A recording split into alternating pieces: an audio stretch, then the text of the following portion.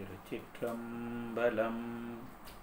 உதிக்கின்ற செங்கதிர் உச்சி திலகம் உணர்வுடையோர் மதிக்கின்ற மாணிக்கம் மாதுளம் போது மலர்கமலை துதிக்கின்ற மின்கொடி மென்கடி குங்கும தோயமென்ன விதிக்கின்ற மேனி அபிராமியந்தன் விழுத்துணையே. நன்மையும் செல்வமும் நாளும் நல்குமே, திண்மையும் பாவமும் சிதைந்து தேயுமே, சென்மமும் மரணமும் இன்றி தீருமே, இம்மையே ராமா எனும் இரண்டெழுத்தினார். நமச்சிவாய வாழ்க, நாதன் தாழ் வாழ்க, இமைப்பொழுதும் எண்ணெஞ்சில் நீங்காதான் தாழ்வாழ்க. இந்து தர்ம கோட்பாடுகள் என்ற தொடர் சொற்பொழிவின் வரிசையில் நாம் பக்தி, கர்மம், யோகம், ஞானம் என்ற 4 விஷயங்களை சிந்திக்கலாம் என்று முடிவெடுத்து பக்தியை பற்றியும் கர்மத்தை பற்றியும் நாம் சிந்தித்துள்ளோம். அதனைத் தொடர்ந்து யோகத்தை பற்றியும் ஞானத்தை பற்றியும் சிந்திக்கவிருக்கின்றோம். எனக்கு தொழில் கவிதை, ஊருக்கு உழைத்தல், ஒருபோதும் சோராதிருத்தல் என்பது மகாகவி சுப்பிரமணிய பாரதியாரின் வாக்கு. ஆக எனக்கு தொழில் கவிதை, ஊருக்கு உழைத்தல் என்ற இந்த வாசகம் தன்னுடைய வாழ்க்கையை கர்மம் செய்வதற்காகவும் அந்த கர்மத்தை யோகமாக செய்வதற்காகவும் பாரதி எடுத்துக்கொண்ட ஒரு சங்கல்பத்தை நமக்கு காட்டுகின்றது. ஆக அந்த வகையில் பாரதியார் ஒரு சிறந்த கர்மயோகியாக தன் வாழ்நாள் முழுக்க வாழ்ந்துள்ளார். இந்து மதத்தில் பல்வேறு வகையான வழிபாட்டு முறைகள், பல்வேறு வகையான சாதனைகள் அனைத்தும் விரவி கிடக்கின்றன. அந்த வகையில் தங்களால் எந்த சாதனையை மேற்கொள்ள முடியுமோ அந்த சாதனையை மேற்கொண்டு இறை நிலையை அடைந்த அருளாளர்கள் பலர் நம்முடைய மதத்தில் உள்ளனர். ஆகவே ஒருவருடைய முறைமைக்கும் மற்றவருடைய முறைமைக்கும் வேறுபாடுகள் காணப்படும். ஆக இந்த வேறுபாடுகள் எதனால் இருக்கின்றன என்பதை பற்றிய ஒரு குழப்பம் நம்மிடம் இல்லாமல் ஒரு தெளிவு நம்மிடம் இருப்பதற்காகத்தான் இந்த கோட்பாடுகளை பற்றிய ஒரு புரிதல் அவசியம் என்று கருதுகின்றோம். ஆக கோட்பாடுகளை நிறைவாக புரிந்து கொண்டால் இப்படிப்பட்ட பல்வேறு வகையான வழிபாட்டு முறைகள், சாதனை முறைகள், அருளாளர்களினுடைய வெவ்வேறு வகையான வழிகாட்டல்கள் இவையெல்லாம் ஏன் நம்முடைய மதத்தில் இருக்கின்றன, இவையெல்லாம் குழப்பம் தருவனவாக இருக்கின்றன என்ற ஒரு சிந்தனை சிக்கலிலிருந்து விடுபடுவதற்கு இந்த கோட்பாடுகள் மிகவும் சிறந்த முறையிலே நமக்கு வழிகாட்டுகின்றன. ஆக கண்டிப்பாக ஒவ்வொரு இந்துவும் இந்த கோட்பாடுகளை ஒட்டிய ஒரு தெளிவை கண்டிப்பாக பெற்றிருத்தல் வேண்டும் என்பதுதான் நம்முடைய நோக்கமாக இருக்கின்றது. ஆக அந்த வகையிலே இன்று யோக மார்க்கத்தை பற்றியும் ஞான மார்க்கத்தை பற்றியும் சிந்திக்கவிருக்கின்றோம். யோக மார்க்கத்தை பற்றி நிறைய இன்று குருமார்கள் அனைவரும் அதற்கான போதனைகளை நடத்தி கொண்டே இருக்கின்றார்கள். இந்த யோகத்தை பயில்வதற்கு நன்கு திறம் பெற்ற ஒரு குருவை நாடி அவரிடமிருந்து அந்த சாதகன் ஒரு பயிற்சியை பெற வேண்டும். யோக மார்க்கத்தை அவரவர் தாமாக சுயமாக செய்வதை நம்முடைய சமய நூல்களும் அருளாளர்களும் வரவேற்பதில்லை. நிச்சயமாக குருமுகமாகத்தான் இந்த யோக கல்வியை கற்றுக்கொள்ள வேண்டும் என்பது நம்முடைய மதத்திலே வரையறுக்கப்பட்டிருக்கின்றது. ஆக யாரெல்லாம் இந்த யோக மார்க்கத்திலே ஈடுபாடு உடையவர்களாக இருக்கின்றார்களோ அவர்கள் அனைவரும் பதஞ்சலி முனிவரனுடைய அந்த வழிகாட்டலை பின்பற்றி ஒரு குருவை நாடி மேலும் இதனை பற்றி அவர்கள் அறிந்து கொள்ளலாம். இன்று பரவலாக இந்த யோக மார்க்கத்திலே பலர் ஈடுபடுவதை உங்களால் காண முடிகின்றது. குருமார்கள் அதற்கான ஒரு சிறந்த விளக்கத்தையும் காட்டிக்கொண்டிருக்கின்றார்கள். திருமந்திரத்திலே யோக மார்க்கத்தை பற்றிய விஷயங்கள் மிக தெளிவாக கூறப்பட்டிருக்கின்றன. ஆக இந்த யோக மார்க்கத்துக்குள்ளே நுழைவதற்கு முன் சில வரையறைகளை வகுத்து வைத்திருக்கின்றார்கள்.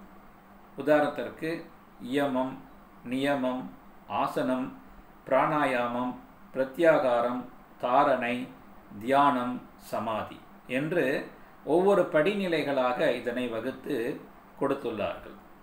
யோக சாதனையில் ஈடுபடக்கூடியவர் இந்த இயமம், நியமம் என்று சொல்லக்கூடிய அடிப்படையான நல்ல குணங்களை பெறுவதற்கான பயிற்சியை முதலில் மேற்கொள்ள வேண்டும்.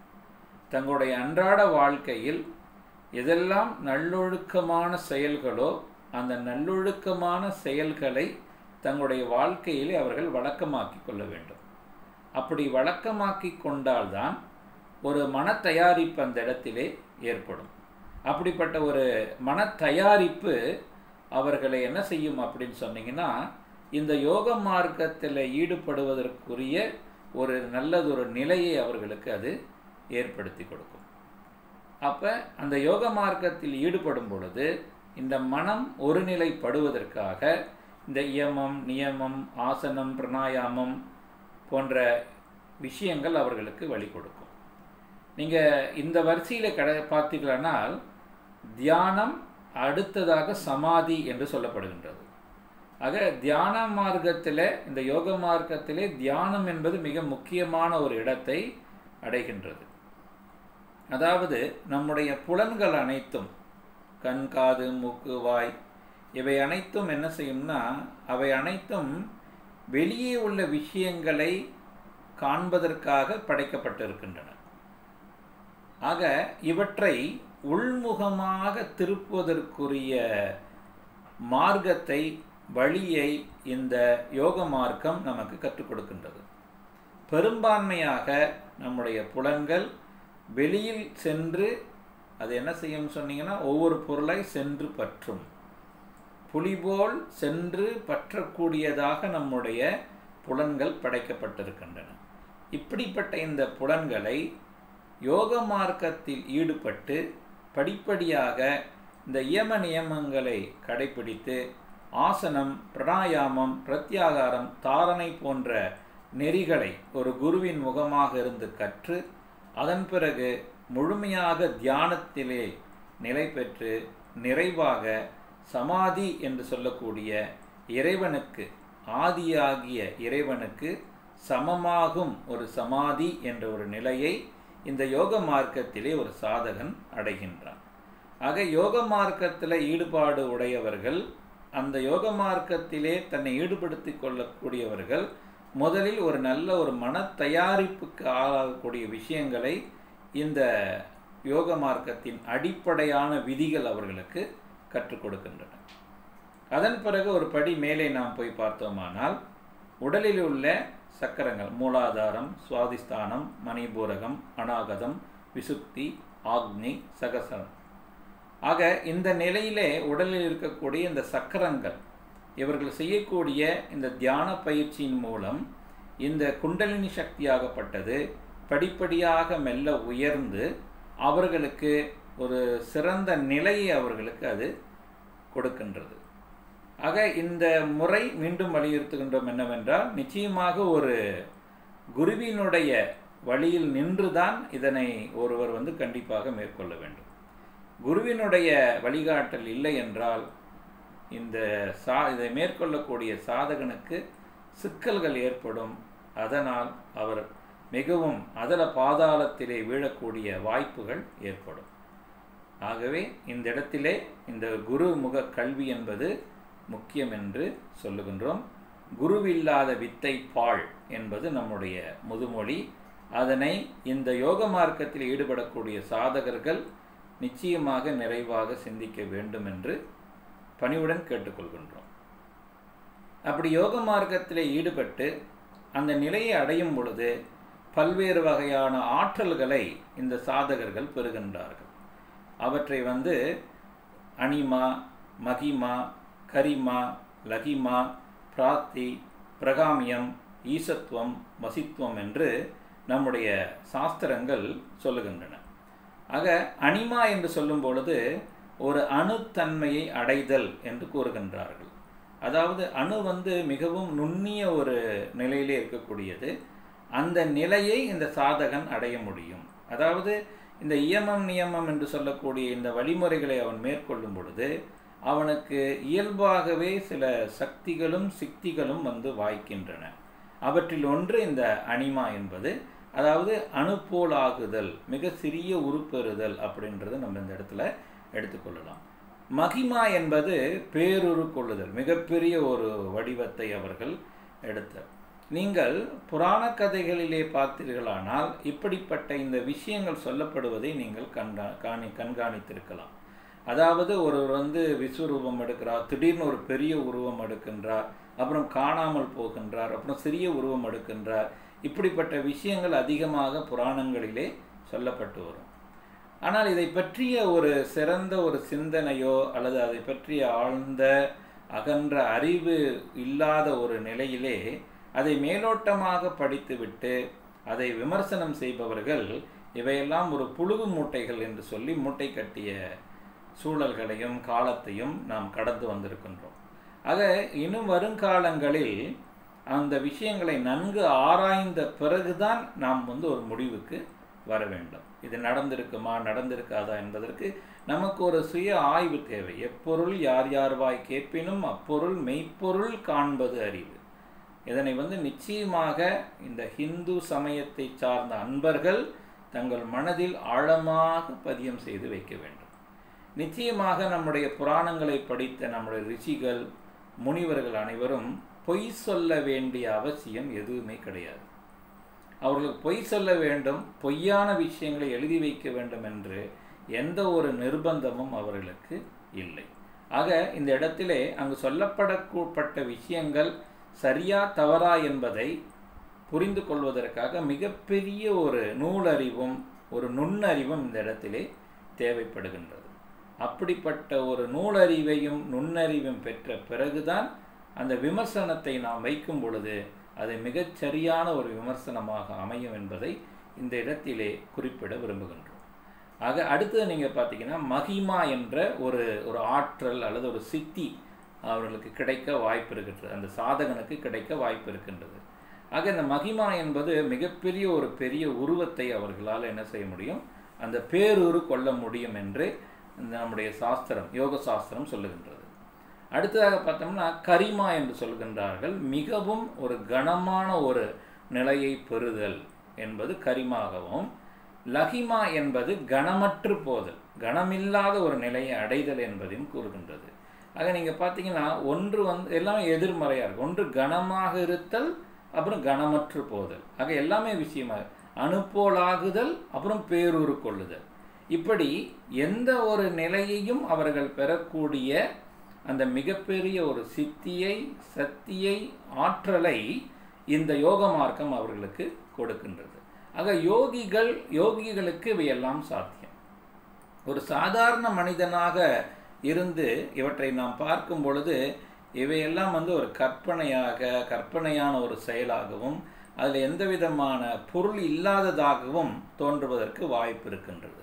ஆனால் அந்த அனுபவங்களை பெறும் பொழுதுதான் இதில் இருக்கக்கூடிய இந்த உண்மைகள் வெளிப்படும். இதற்கு மிகப்பெரிய ஒரு பயிற்சியும் முயற்சியும் தவமும் தேவை. ஆக அப்பேற்பட்ட பயிற்சி, முயற்சி, தவம் இந்த பரிசை, இந்த சித்தி அவர்களுக்கு அது ஒரு பரிசாக அவர்களுக்கு அது கொடுக்கின்றது.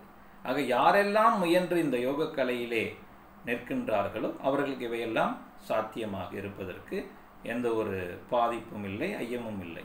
அடுத்ததாக பிராப்தி என்ற ஒரு நிலை. அதாவது எப்படின்னா எதை விரும்புகின்றார்களோ அந்த விரும்பிய நிலையை பெறுதல் என்பது இந்த இடத்துல பிராப்தி என்று சொல்லப்படுகிறது. அந்த நிலையும் இந்த யோக மார்க்கத்தினால் அடையப்படுகின்றது. அடுத்ததாக பிரகாமியம் என்று சொல்லக்கூடிய நினைத்த மாத்திரத்தில் ஒன்றை அவர்கள் அடைவதற்குரிய வழியும் அவர்களுக்கு இந்த யோக மார்க்கத்தின் வழியாக அவர்களுக்கு கிடைக்கின்றது. அடுத்ததாக ஈசத்துவம் என்று சொல்லுகின்றார்கள். அதாவது ஒரு ஈசனுடைய நிலை, ஈசத்துவம் என்பது எல்லாவற்றிற்கும் மேலான ஒரு நிலையை அடைதல் என்பது இந்த இடத்துல ஈசத்துவம் என்று சொல்லப்படுகின்றது. ஆக இந்த நிலையையும் இந்த யோக மார்க்கம் அவர்களுக்கு கொடுக்கின்றது என்பதை இந்த இடத்திலே நாம் புரிந்து கொள்ள வேண்டும்.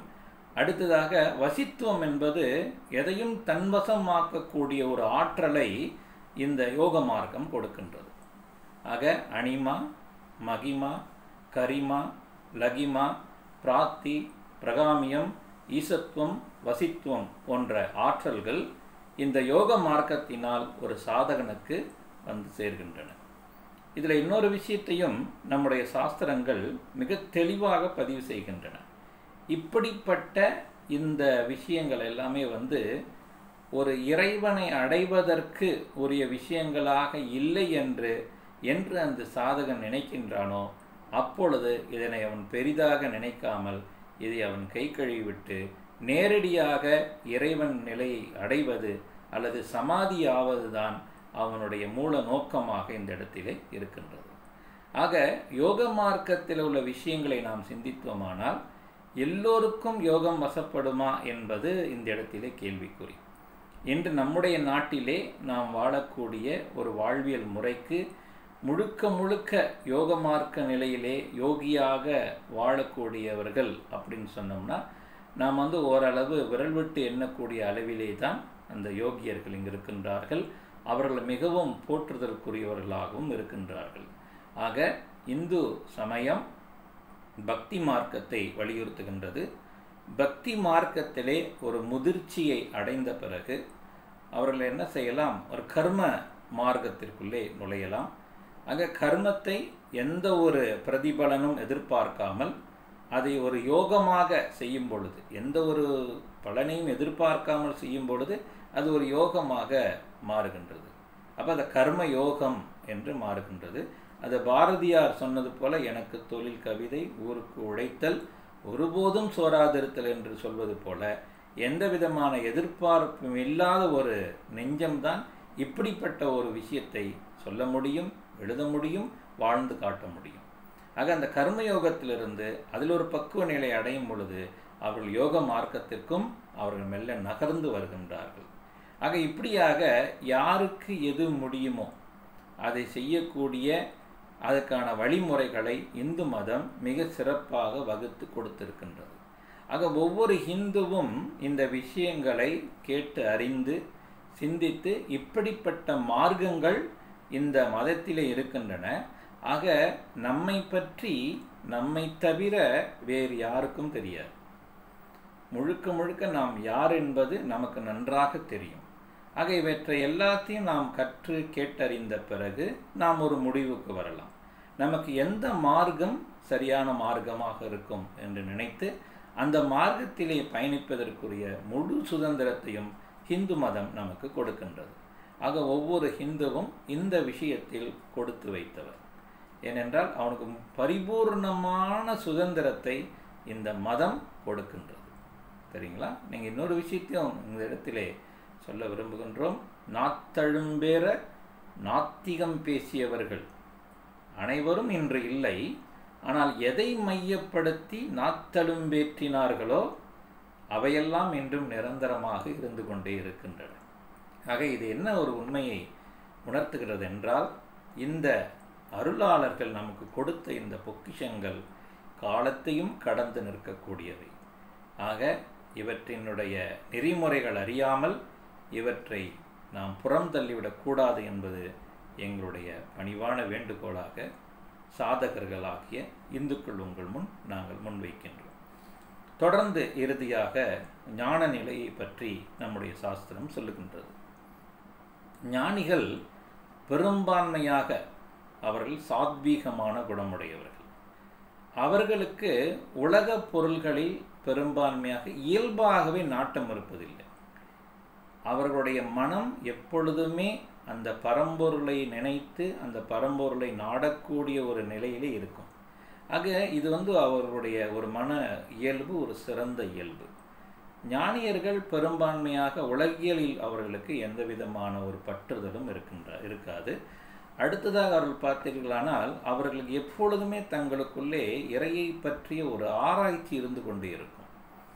எதற்காக இந்த வாழ்க்கை தங்களுக்கு கொடுக்கப்பட்டிருக்கின்றது, எதற்காக நாம் மனிதனாக பிறந்திருக்கின்றோம், நாம் இங்கே நிரந்தரமாக இருக்க போகின்றோமா, நம்முடைய வாழ்க்கை எதனை நோக்கி நகர்கின்றது அப்படின்ற ஒரு ஆராய்ச்சி தொடர்ந்து அவர்கள் மனதிலே இருந்து கொண்டே இருக்கும்.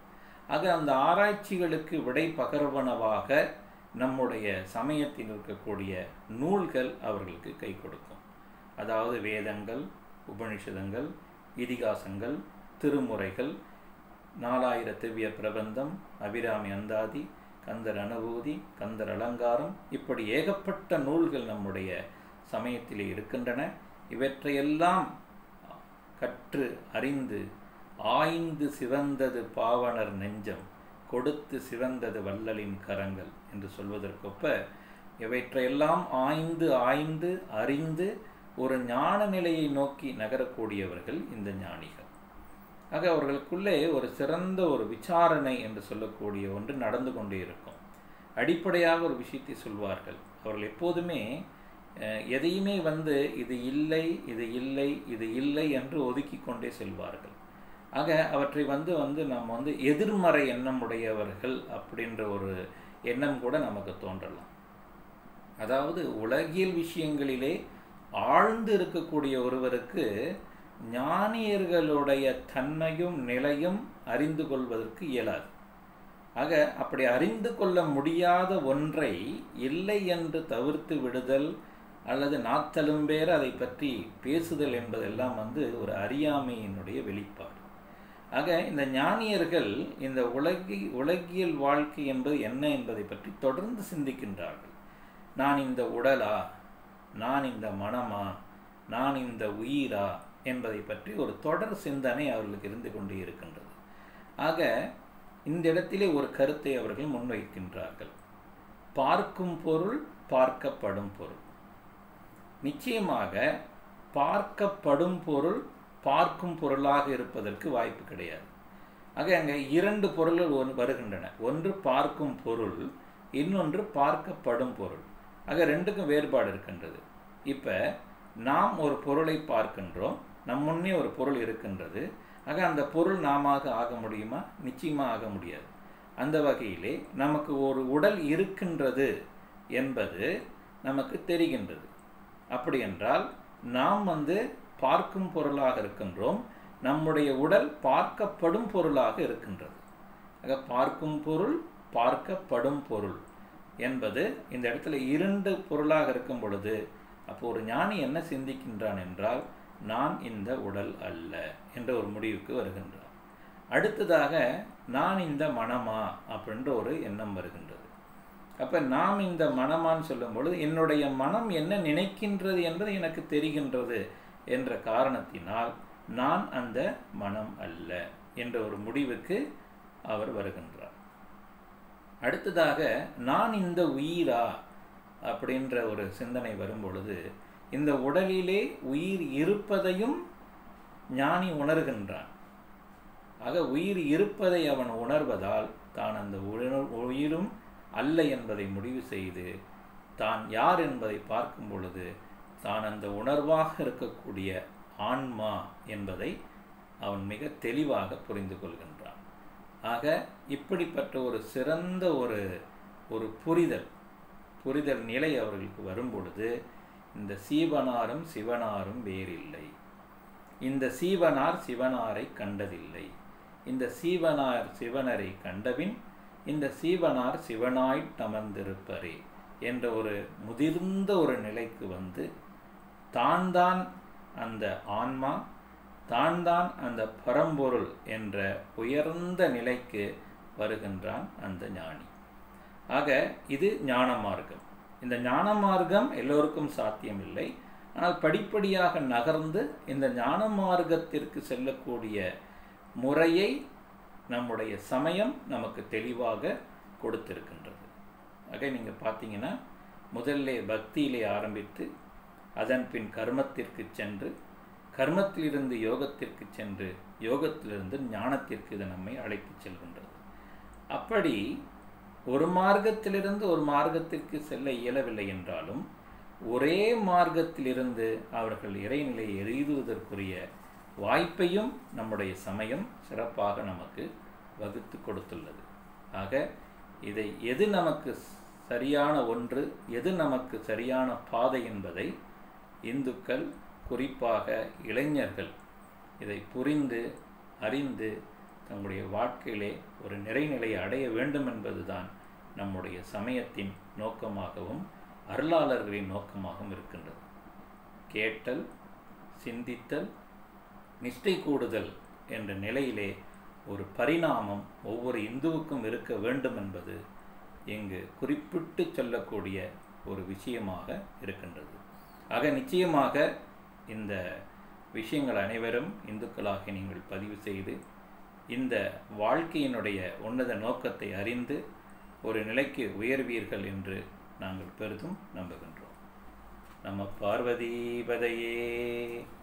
திருச்சிற்றம்பலம். ஹரி ஓம்.